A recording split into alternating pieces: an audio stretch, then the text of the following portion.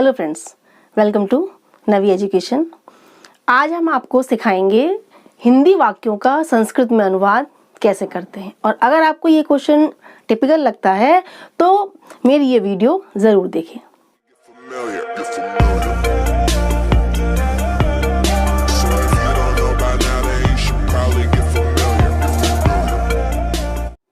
चलिए स्टार्ट करते हैं।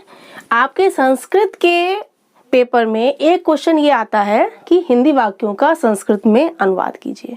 तो इस क्वेश्चन में अगर आपको कोई कंफ्यूजन है, डिफिकल्टी है या आपको संस्कृत में वाक्य को क्रिएट करने में प्रॉब्लम होती है तो आज मैं आपको बहुत ही इजी ट्रिक्स से और रूल्स से समझाऊंगी।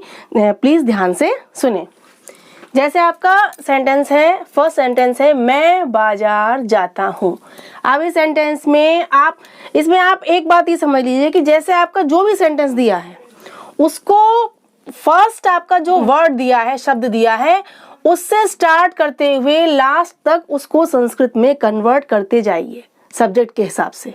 इसमें आपकी मैं की संस्कृत क्या होती है? अहम, सह तौते, त्वम युवाम यूयम, अहम आवाम वयम, यानी कि उत्तम पुरुष का एक वचन है। अहम माने होता है मैं, तो हमने पहले लिखा अहम। एक एक वर्ड करते जाइए, सेंटेंस कंप्लीट हो जाना है। ठीक है, आपकी संस्कृत क्या हुई? मैं की अहम। अब क्या है? बाजार। बाजार की संस्कृत क्या होती है? हाट, यानी कि बाजार को का सेंस आ रहा है। यहाँ पर को लिखा नहीं है लेकिन क्या सेंस आ रहा है? बाजार को जाता हूँ। बाजार जाता हूँ मीन्स को, यानी हाटम। हाट माने होता है बाजार। मैं बाजार को जाता हूँ, सेंस तो यही आ रहा है, अहम आटम। अब जाता हूँ, इसकी संस्कृत क्या होती है? गच्छति गच्छतः गच्छन्ति, गच्छसि गच्छतः गच्छत, गच्छामि गच्छाव गच्छामा। अब आपका अहम के लिए हम क्या यूज करेंगे? उत्तम पुरुष का एक वचन, यानी कि गच्छामि। क्या यूज करेंगे? गच्छामि। मैं बाजार जाता हूँ, अहम हाटम गच्छामि। अहम के हिसाब से हमने क्रिया लगा दी। उत्तम पुरुष का एक वचन था कर्ता, तो हमने क्रिया भी उत्तम पुरुष का एक वचन लगाई और बीच में क्या आ गया? हाटम, यानी कि बाजार को, यानी कर्ता ने कर्म को। ठीक है, दूसरी विभक्ति का रूप आ गया इसमें हाटम। ठीक है, अब नेक्स्ट देखते हैं। बंदर फल खाते हैं।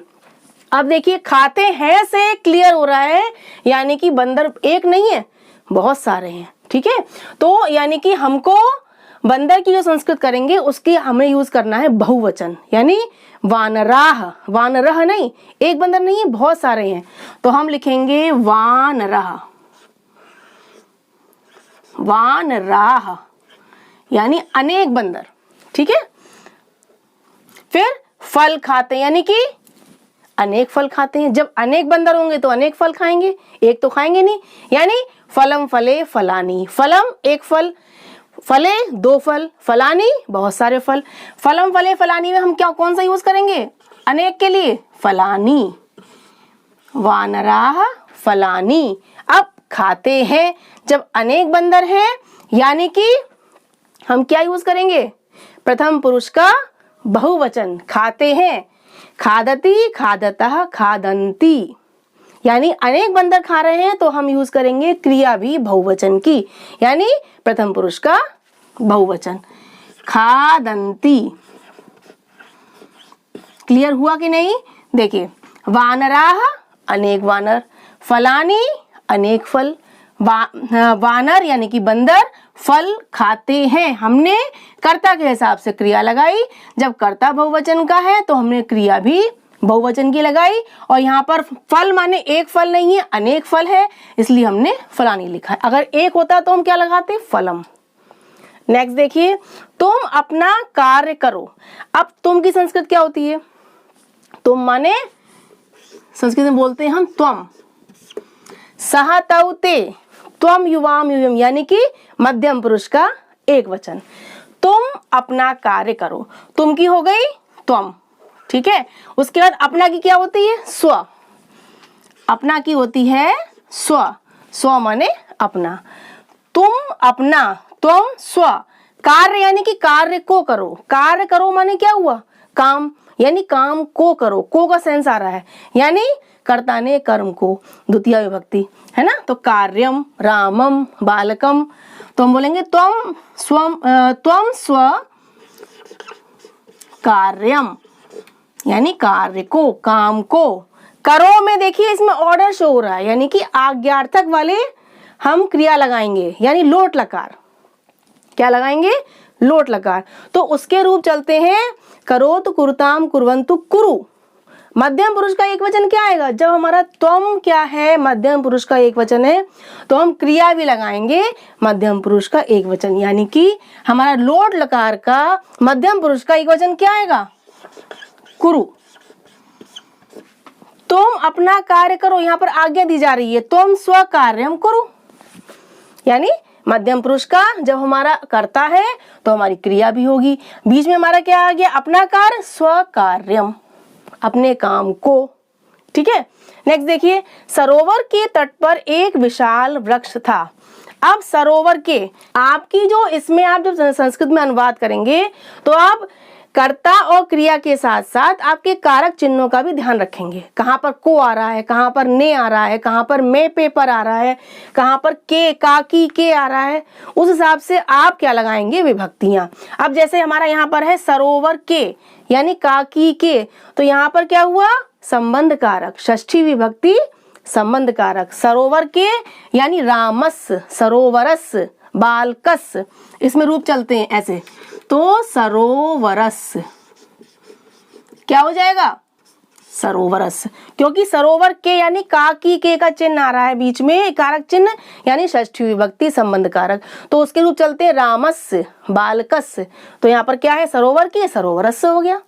देन तट पर, अब मे पेपर किसमें आता है?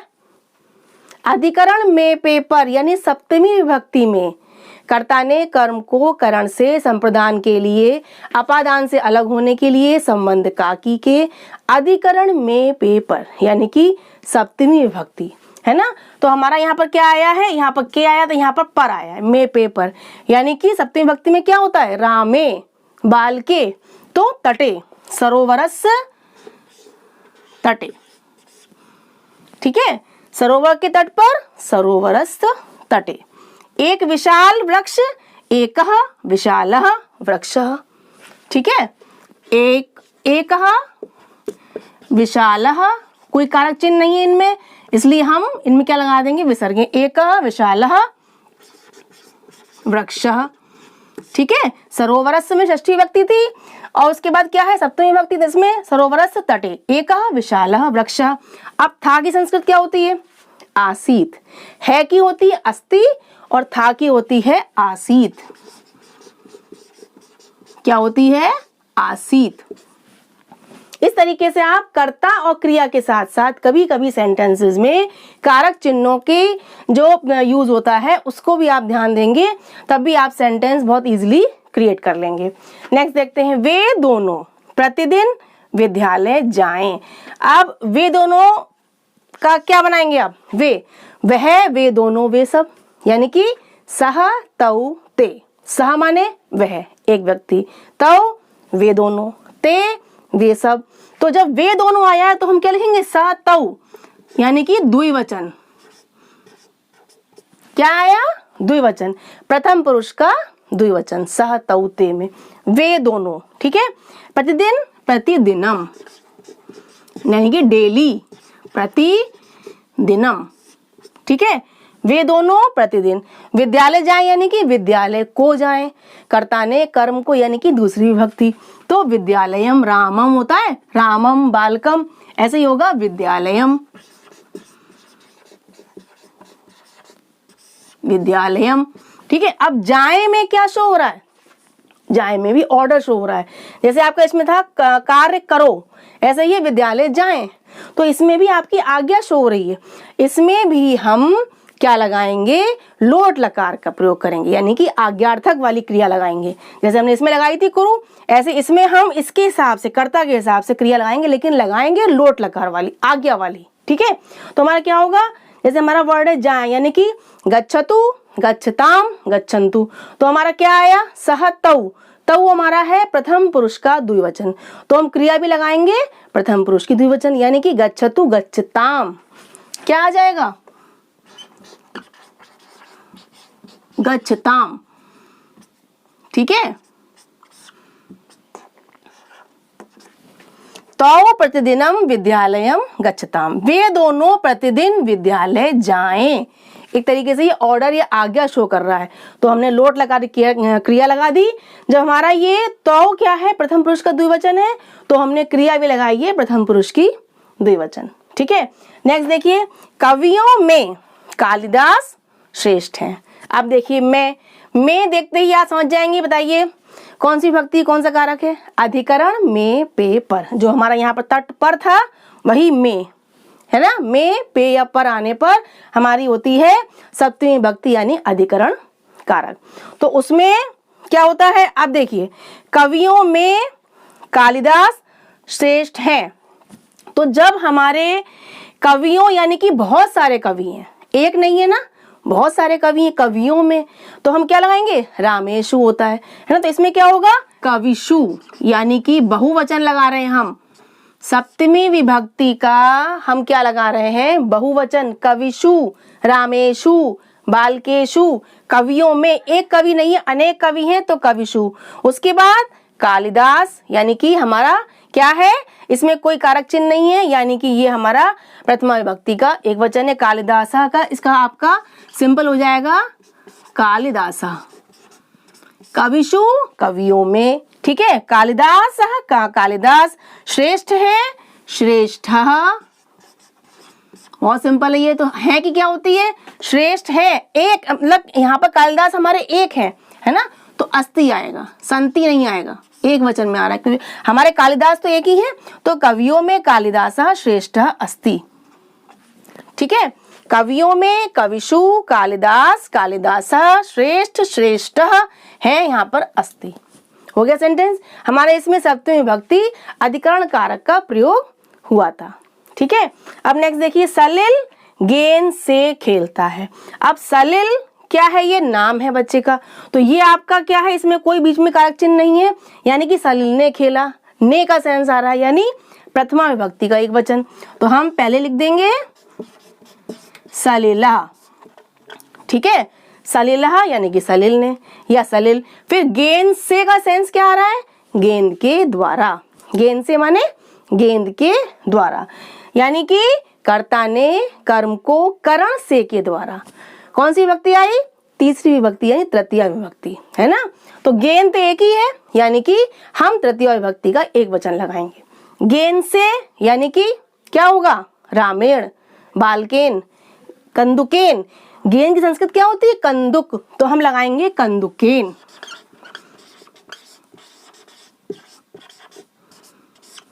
क्या लगाएंगे हम? कंदुकेन। सलिल गेंद से खेलता है, सलिलः गेंद के द्वारा, गेंद से, कंदुकेन यानी कि तृतीय विभक्ति करण कारक हो गया।